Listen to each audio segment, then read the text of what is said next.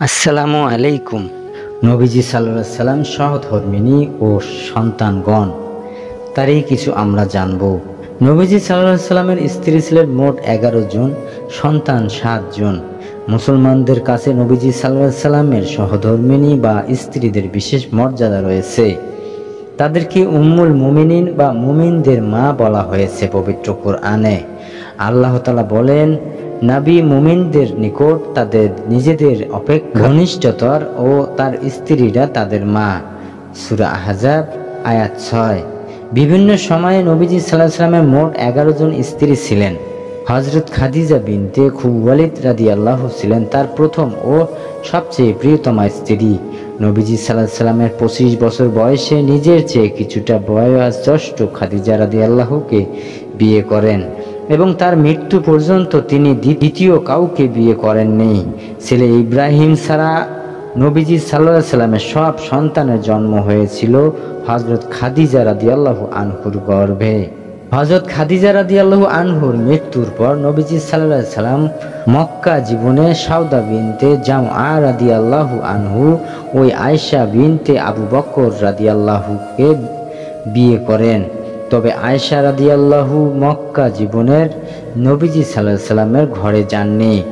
বিয়ের 3 বছর পর মদিনায় তিনি নবীজি সাল্লাল্লাহু আলাইহি সাল্লামের ঘরে যান। তিনি আল্লাহর রাসূল সাল্লাল্লাহু আলাইহি সাল্লামের একমাত্র কুমারী স্ত্রী ছিলেন। মদিনায় হিজরতের পর বিভিন্ন ঘটনায় নবীজি সাল্লাল্লাহু আলাইহি সাল্লামের একে একে হাফসা বিনতে ওমর রাদিয়াল্লাহু, জয়নব বিনতে খুজাইমা রাদিয়াল্লাহু আনহু, উম্মে সালমা হিন্দ বিনতে আবু উমাইয়া রাদিয়াল্লাহু আনহু, জয়নব বিনতে জুওয়াইরিয়া বিনতে হারিস রাদিয়াল্লাহু আনহু, উম্মে হাবিবা রামালা বিনতে আবু সুফিয়ান রাদিয়াল্লাহু আনহু, সুফিয়া বিনতে হুয়াই রাদিয়াল্লাহু এবং মাইমুনা বিনতে হারিস রাদিয়াল্লাহু আনহুকে বিয়ে করেন। খাদিজা রাদিয়াল্লাহু ও জয়নব বিনতে খুজাইমা রাদিয়াল্লাহু ছাড়া আল্লাহর রাসূল সাল্লাল্লাহু আলাইহি সাল্লামের 9 জন স্ত্রী তার ওফাতের সময় বেঁচে ছিলেন। নবীজি সাল্লাল্লাহু আলাইহি সাল্লামের প্রথম সন্তানের নাম ছিল কাসেম। তার নামেই নবীজির কুনিয়াত হয় আবু কাসেম। কাসেম শিশু অবস্থায় মারা যান। অনেকের মতে মৃত্যুর আগে তিনি বাহনে চড়ার বয়সে পৌঁছেছিলেন। এরপর নবীজি সাল্লাল্লাহু আলাইহি সাল্লাম ও খাদিজা রাদিয়াল্লাহু আনহুর ঘরে জন্মগ্রহণ করেন তার বড় মেয়ে জয়নব। অনেকে বলেছেন জয়নব কাসেমের চেয়ে বড় ছিলেন। এরপর একে একে নবীজির ঘরে জন্ম নেন তার আরও 3 মেয়ে, রুকাইয়া, উম্মে কুলসুম ও ফাতেমা। তাদের মধ্যে কে বড় বা ছোট ছিলেন এ নিয়ে বিভিন্ন মত পাওয়া যায়।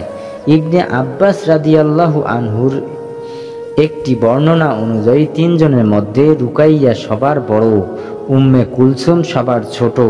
এরপর নবীজির ছেলে আব্দুল্লাহ জন্ম হয়। অনেকের মতে আব্দুল্লাহর জন্ম রাসূলুল্লাহ সাল্লাল্লাহু আলাইহি সাল্লামের নবুয়ত লাভের পরে, অনেকের মতে নবুয়ত লাভের আগেই তিনি জন্মগ্রহণ করেছিলেন। তার লকব বা উপাধি উপমা নাম ছিল তাইয়িব ও তাহির। অনেকে তাদের রাসূলুল্লাহ সাল্লাল্লাহু আলাইহি সাল্লামের জন্য কোনো সন্তান মনে করেন না। অনেকে তাদেরকে রাসূলুল্লাহ সাল্লাল্লাহু আলাইহি সাল্লামের অন্য কোনো সন্তানও মনে করেন।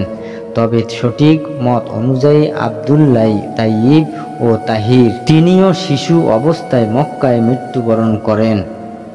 রাসূলুল্লাহ সাল্লাল্লাহু আলাইহি সাল্লাম এই 6 সন্তান, 4 মেয়ে ও 2 ছেলে সবাই হযরত খাদিজা রাদিয়াল্লাহু আনহুর ঘরে জন্মগ্রহণ করেছিলেন। অন্যান্য স্ত্রীদের ঘরে তার কোনো সন্তান জন্মগ্রহণ করেনি। রাসূলুল্লাহ সাল্লাল্লাহু আলাইহি সাল্লাম তৃতীয় ছেলে ও সপ্তম সন্তান ইব্রাহিমের জন্মের হয় মদিনায় হিজরতের 7 বছর তার দাসী মারিয়া কিপ্তিয়া রাদিয়াল্লাহু আনহুর ঘরে। তিনিও শিশু অবস্থায় মৃত্যুবরণ করেন। নবীজির 3 ছেলে কাসেম, আব্দুল্লাহ, ইব্রাহিম সবাই শিশু অবস্থায় মারা যান। তার 4 মেয়ে জয়নব, রুকাইয়া, উম্মে কুলসুম ও ফাতেমা। তাদের 3 জন জয়নব, রুকাইয়া, উম্মে কুলসুম যুবতী বয়সে রাসূলুল্লাহ সাল্লাল্লাহু আলাইহি সাল্লামের জীবনকালে মারা গিয়েছিলেন। তার আরেকজন মেয়ে ফাতেমা রাদিয়াল্লাহু আনহু অন্তত প্রসিদ্ধ আলী রাদিয়াল্লাহু স্ত্রী ও হাসান হুসাইনের রাদিয়াল্লাহু আনহুর মা। রাসূলুল্লাহ সাল্লাল্লাহু আলাইহি ওয়াসাল্লামের ওফাতের সময় একমাত্র তিনি জীবিত ছিলেন। রাসূলুল্লাহ সাল্লাল্লাহু আলাইহি ওয়াসাল্লামের ওফাতের 6 মাস পর তিনি মৃত্যুবরণ করেন। জাযাকাল্লাহু খায়র।